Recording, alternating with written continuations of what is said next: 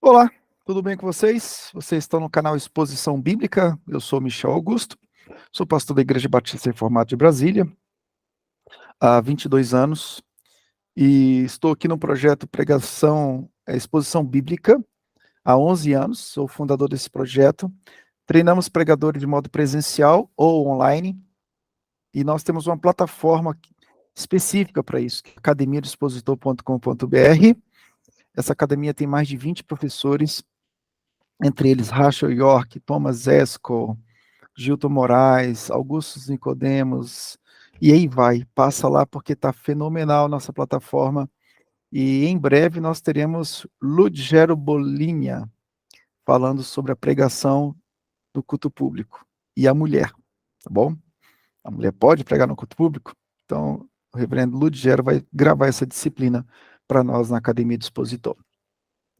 Bom, nós ficamos tristes e ao mesmo tempo alegres, né, com a morte do Timothy Keller.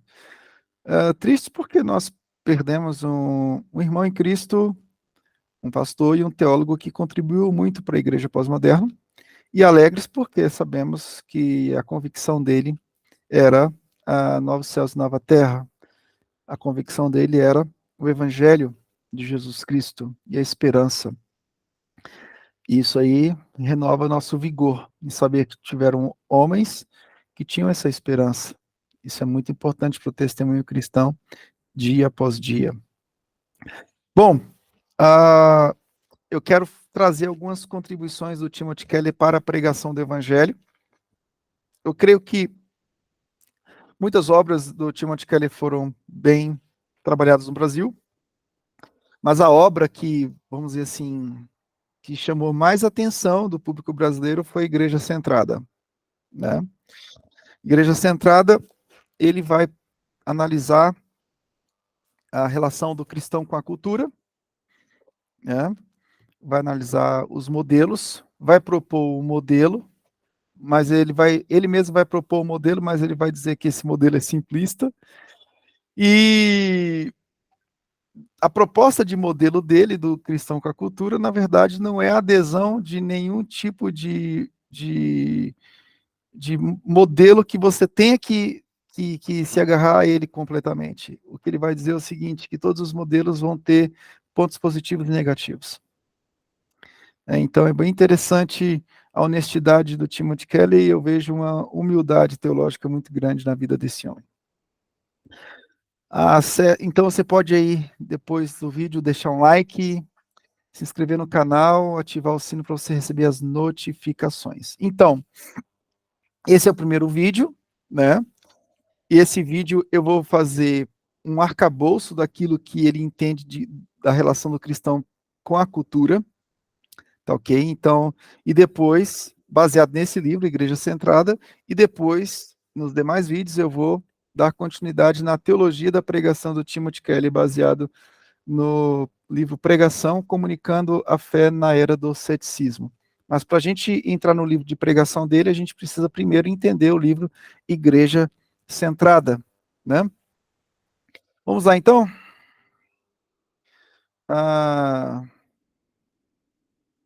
Vamos lá.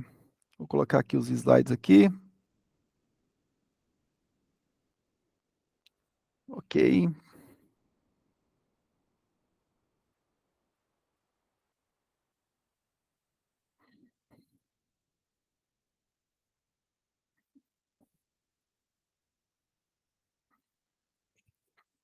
Vamos lá, então. Contribuições de Tim Keller para a pregação do Evangelho. Bom, essa obra Igreja Centrada, do Timothy Keller, é uma obra densa, tá? Densa no sentido de que você não vai ler essa obra, assim, numa sentada. Tem obras que você precisa degustar com paciência, então, porque essa obra do Timothy Keller é uma obra... ele não era da área da eclesiologia, né? A gente considera o Timothy Keller um teólogo da cultura, né? Um defensor, vamos dizer assim, de uma posição tradicional do evangelicalismo, voltado para a centralidade do evangelho em toda a escritura, né, um evangélico centrado no evangelho, né, um presbiteriano com raízes reformadas. E nesse aspecto, o Timothy Keller vai trabalhar a relação da igreja e a cultura do ponto de vista do equilíbrio, né? Então, assim, na história da igreja nós temos vários tópicos que vão destacar a relação do cristão e a cultura, né? E ele vai propor um equilíbrio, vai fazer uma análise daquilo que já existe, né? E ele vai analisar os modelos de enfrentamento, né? Vai destacar os pontos positivos e negativos e vai estabelecer o modelo, que ele mesmo vai chamar de simplista, porque ele não é a favor de que esse modelo seja usado em seus 4 apontamentos, mas ele vai dizer que você precisa, em cada circunstância, buscar os pontos positivos de cada modelo, né? Bom, são 4 estações para o ciclo de relacionamento da igreja e cultura, assim ele denomina, né? 4 estações para o ciclo de relacionamento da igreja e cultura. Então, fiz um quadro grande aqui, mas eu vou individualizar para ficar mais fácil para vocês perceberem um quadro, porque aí com certeza está com as letras pequenas, mas para você ter uma noção do todo, ele vai estabelecer a igreja no inverno, a igreja na primavera, no verão e no outono. Cada modelo desse vai ser ligado a um ponto do cristão e a cultura. Por exemplo, a igreja no inverno, ele vai trazer o aspecto contracultural. A igreja na primavera, o aspecto transformacional. A igreja no verão, ele vai trabalhar sobre a questão do modelo dos 2 reinos. E a igreja no outono, ele vai falar sobre uma igreja marginalizada na cultura pós-cristã. E aí ele vai trabalhar eixos de igrejas históricas ou liberais, né, e as abordagens dessas igrejas no aspecto pós-cristão. Como esses modelos de, de teologia vão se relacionar com a questão pós-cristã no mundo ocidental. Tá ok? Então vamos lá, igreja no inverno, na primavera, no verão, no outono, cada uma com um modelo cultural. Vamos lá. Quando o Keller fala da igreja no inverno, ele está trabalhando aqui com categorias do pietismo, neo-anabatistas, novos monásticos, anabatistas. E é um tipo de modelo contracultural. E esse modelo contracultural, ele é mais passivo no ato de influenciar a cultura. Porque como existe uma hostilidade à cultura, e essa igreja está no seu reduto, né, essa igreja trabalha muito bem a relação de reino deste mundo e reino de Cristo, né? E ela é atacada, o tipo de igreja que é atacada, e é um tipo de igreja também que vai ser contra modelos políticos, como esquerdismo e direita. O esquerdismo está muito ligado ao liberalismo teológico e o conservadorismo, e a direita está muito ligada ao conservadorismo cristão. Ele vai dizer que no modelo contracultural, esses 2 modelos políticos vão enfraquecer a igreja de alguma forma. É um tipo de igreja que é atacada, uma igreja contracultural, e existem alguns perigos. Por exemplo, tem o excesso de pessimismo em relação à mudança da sociedade, da cultura pelo evangelho. É um sistema que demoniza os sistemas de governo e geram mudanças sociais. Não contextualiza a fé no contexto atual. Valoriza aspectos horizontais do pecado, né, como o meio ambiente, e minimiza a doutrina da justificação pela fé. Então, assim, cada modelo do relacionamento do cristão com a cultura tem questões positivas e tem questões negativas. E a contribuição do Keller para a pregação do Evangelho, buscando aqui nesse modelo da igreja centrada, é exatamente entendermos que não existe um modelo perfeito de relação do cristão com a cultura. Nós precisamos ser centrados no Evangelho, e a partir da centralidade do Evangelho, nós vamos buscando em cada modelo aquilo que chega mais próximo do Evangelho. Ok? Bom, o segundo modelo é da Igreja na Primavera, que ele destaca alguns grupos, como os neocalvinistas, a direita religiosa, os teonomistas e os reconstrucionistas. O objetivo da Igreja na Primavera é transformar a cultura. Ela trabalha uma cosmovisão diferenciada e são ativos no ato de influenciar a cultura. É um tipo de abordagem do cristão com a cultura, né, de uma abordagem que mostra um certo ataque cultural em relação a esse tipo de cristão e de igreja, de modelo de igreja, mas que ela vai crescendo, né? Ela interage com a cultura com cristãos engajados pela lente da cosmovisão cristã, né? Isso aqui é um aspecto positivo. Ela influencia de certa forma. O perigo é esse entusiasmo de transformar a sociedade pode perder de vista a necessidade de trabalhar a conversão individual. E na medida que nós vamos mudando estruturas através da influência cristã, talvez isso possa nos enganar no sentido de achar que tal cidade ou tal comunidade é cristã pelo fato dos hábitos dessa cidade serem cristãos. Mas aí o perigo é de não trabalharmos uma conversão individual e acontecer o que aconteceu, por exemplo, em cantões da Europa, né, que eram considerados protestantes por ter uma influência na cultura, pelo protestantismo ter influência na cultura, mas faltava-lhes novo nascimento, né, e os puritanos se indignaram contra essas situações. Então, o outro perigo é, através da direita cristã, desse ativismo político da direita cristã, se lambuzar no poder, que é um grande perigo também, e o perigo conforme a gente vê também, que há um perigo do outro lado, né? É triunfalista e o perigo do moralismo, né? O triunfalismo no sentido de que a cultura vai mudar completamente e tal, e tal, e tal. E o perigo do moralismo também é muito forte, né? Isso a gente vê muito nas questões políticas, né? O conservadorismo político cristão, ele tem muita questão do moralismo, né? Então, o evangelho é uma categoria infinitamente superior ao moralismo. Então, o Timothy Keller ele vai trabalhar aqui o cuidado que a gente tem que ter com isso, né? Vamos lá.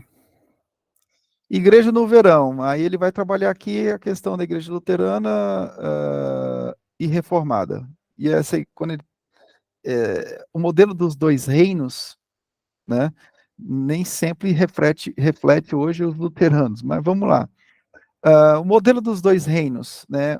O cristão se interage com a cultura através do princípio da graça comum, de forma bem humilde, né? Ele vai interagir com a cultura, trabalhando sempre a doutrina da graça comum, né? O princípio da graça comum, conforme Gênesis 9, tá? Mas ele vai se distanciar ao mesmo tempo, ele vai se distanciar ao mesmo tempo ao viver o seu modo de vida redentor. E aí a gente vai para Gênesis 12, através da aliança abraâmica e os desdobramentos em Cristo Jesus. Tá? Perigo. Muita ênfase na graça comum, uma hierarquia muito elevada de clérigos e leigos. Ela é pessimista sobre a possibilidade de mudança na sociedade. Ok? Então, ela vai trabalhar os dois reinos nesse sentido, né? A interação com a cultura através da graça comum, Gênesis 9, e o distanciamento do meio cultural através do reino redentor. Ok? Vamos lá. E a igreja no outono é uma igreja que tem características de buscar uma espiritualidade mais vibrante, são igrejas emergentes, podem ser igrejas protestantes históricas ou igrejas influenciadas por culturas de teologia liberal, ou guetos influenciados por teologia da libertação. É um aspecto de pessoas que estão marginalizadas na cultura, pela secularização crescente, e elas buscam o bem comum e são bem ativas no ato de influenciar a cultura, essa cultura pós-cristã ocidental. Agora, é claro que os liberais vão tentar influenciar a cultura diferentemente dos protestantes históricos, ok? Bom, eles vão buscar novos caminhos para evangelizar de modo cativante. E aí, quando a gente trata de evangelização para os protestantes históricos, é uma coisa. Agora, influenciar lá fora através da perspectiva de teologia liberal é outra história. Mas eles estão aqui inseridos nessa mesma categoria, não porque eles creem nas mesmas coisas, mas porque eles vão agir com aspectos semelhantes, mas as crenças são distintas, tá ok? Então, eles têm uma busca por relevância. E o perigo? Quase nenhuma ênfase em cosmovisão cristã. Você pegar, por exemplo, alguns protestantes históricos de igrejas emergentes, eles pouco vão trabalhar ou quase nada sobre cosmovisão cristã.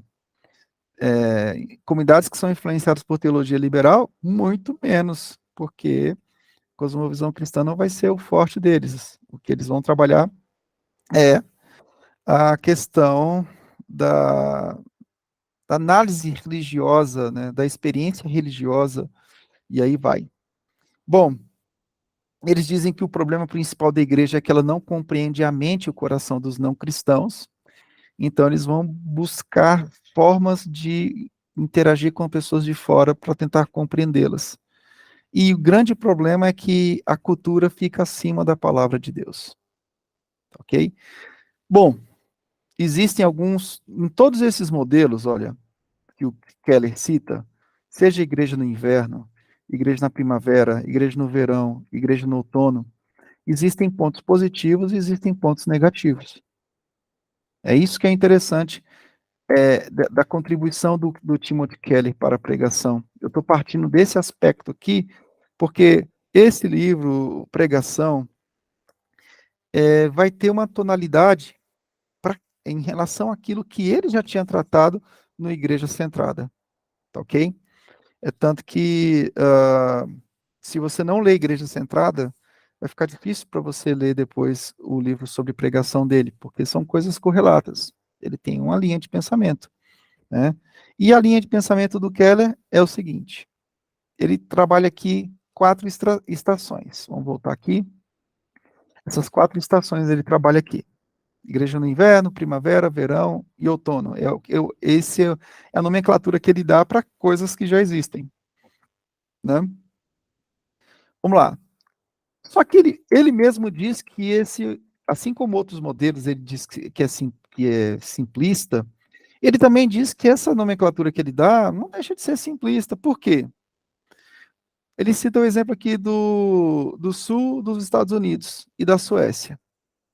O sul dos Estados Unidos tem uma forte marca do cristianismo na sociedade. Já a Suécia, não. Só que ambos os locais, seja o sul dos Estados Unidos ou a Suécia, fazem parte de uma cultura pós-cristã ocidental. Então, é difícil você aplicar um dos modelos como definidores, como modelos finais, porque dentro de um período pós-cristão, pode existir 2 localidades que têm uma relação distinta com o evangelho, com o cristianismo. Com o cristianismo, vamos dizer assim, não com o evangelho. Né? E ele trata isso de forma muito honesta. Então, às vezes, por exemplo, no sul dos Estados Unidos, né, você tem aí uma influência da igreja na sociedade. Né?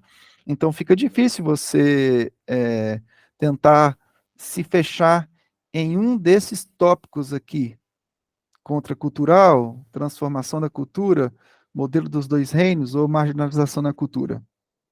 Porque é o mesmo período pós-cristão ocidental, mas com duas realidades distintas.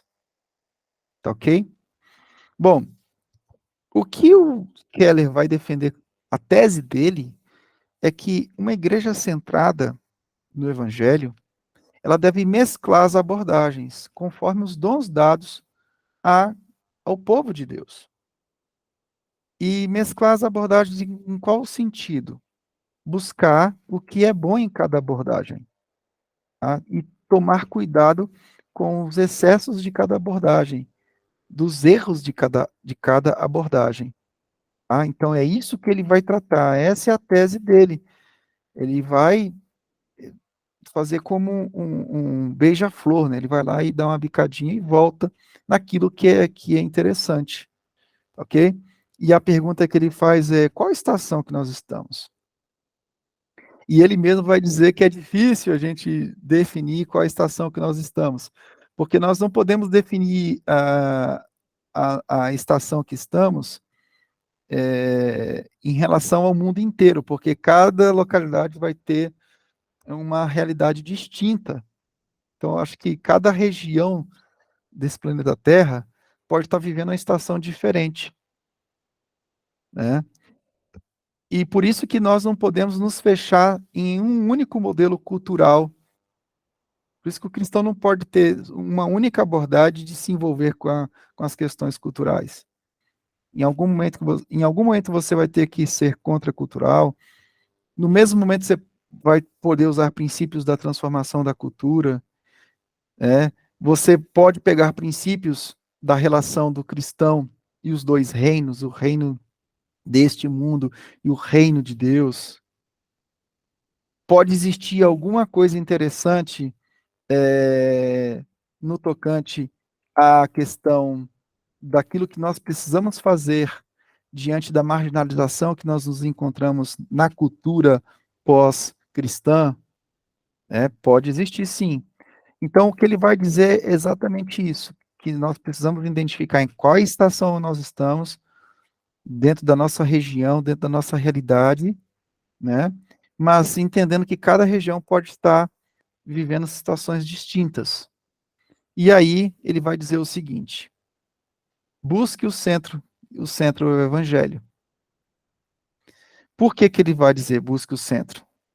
Porque o secularismo é um ambiente de egoísmo, né? É um ambiente de egoísmo. E o sistema de religiosidade pode também produzir tribalismos. Então, o evangelho é a forma, a centralidade do evangelho é a forma principal e essencial para que nós possamos servir a Deus e ao próximo, conforme Mateus 22, amar a Deus e ao próximo. Porque nossa vida, a partir da nossa redenção em Cristo Jesus, no ajuntamento, expresso isso no ajuntamento do povo de Deus, é reverberar a glória de Deus na criação. Então, a centralidade é o Evangelho, servir como Jesus Cristo, né? Servir a Deus e ao Pai, e ao próximo. É a redenção, é a doutrina da redenção reverberada no dia a dia, no nosso passo a passo, tá ok? E aí ele vai dizer uma coisa que eu sou muito favorável. Ele vai citar o Jay Carson, e ele vai dizer, olha, o Jay Carson ele traz aqui a teologia bíblica, ou seja, toda a estrutura da criação, queda, redenção e consumação, que é a restauração, que isso tudo deve controlar nosso pensamento, né? Então, assim, como nós devemos nos relacionar com a cultura? Existe um modelo específico, esses modelos do cristão e a cultura? O que o Keller vai falar é que cada modelo tem suas contribuições positivas e tem perigos. E que no final de tudo, nós precisamos identificar nesses modelos aquilo que se aproxima mais do Evangelho para servirmos como Jesus Cristo. E ele vai deixar aqui uma citação do J. Carson sobre o que deve controlar o nosso pensamento dentro desse processo da relação do cristão com a cultura, né? E usando aqui Kevin Van Hooser, que vai trabalhar o drama da redenção, nós precisamos, de fato, dentro desse processo cultural que é tão denso, uma hora você tem que ser contracultural, outra hora você precisa buscar transformação da cultura, em outro momento você tem que enxergar a graça comum, mas não em todos os momentos, porque a doutrina da graça comum ela é tendenciosa para substituir a nossa relação com a graça especial, então você tem que ter muito cuidado com isso. Eu tomo muito cuidado, e às vezes, por exemplo, nas abordagens integracionistas entre teologia e psicologia, eu sou contra essa questão, usar a graça comum para basear esse integracionismo, ok? E no final de tudo, que esse mergulho na nossa nova narrativa conquistada por Cristo Jesus, por nós, pela justiça de Cristo Jesus, controle o nosso pensamento. Que a gente venha mergulhar nessa narrativa superior, de modo canônico, conforme diz o Kevin Van Hooser, né? Vamos mergulhar nessa cosmovisão, nessa narrativa superior, nessa narrativa elevada, que as nossas narrativas elas sejam conformadas pela grande narrativa, pela a narrativa, que é a nossa história, a história da redenção. Que dia após dia a gente possa fazer esse mergulho dramático na nossa nova história, conquistada por Jesus Cristo de Nazaré. Bom, esse é o primeiro vídeo. Não foi fácil preparar isso aqui, porque eu tive que fazer um resumo em quadros de toda a tese do livro Igreja Centrada, mas eu espero poder ter te ajudado. Eu creio que outras pessoas vão poder também te ajudar nessa questão. Eu não tive a pretensão de clarear tudo, de forma alguma. Cada teólogo vem e traz uma contribuição acerca dos grandes teólogos. Nós somos aqui servos do Senhor, querendo usar a boa teologia para o processo da santificação, da glória de Deus, da formação de Cristo em nós. Tá bom? Bom, eu agradeço a sua atenção e te convido, né, a participar dos demais vídeos sobre a teologia da pregação do Timothy Keller. Eu creio que vai ter muitos benefícios para nós nesse processo todo, tá bom? Se você puder se inscrever no canal, temos mais de 600 vídeos aqui nesse canal sobre treinamento de pregação, na área de pregação, tá? E se inscreva, ative o sino para você receber as notificações e acesse academiadospositor.com.br. Gente, Deus abençoe. Um abraço do Michel Augusto. Fique com Deus. Tchau, tchau.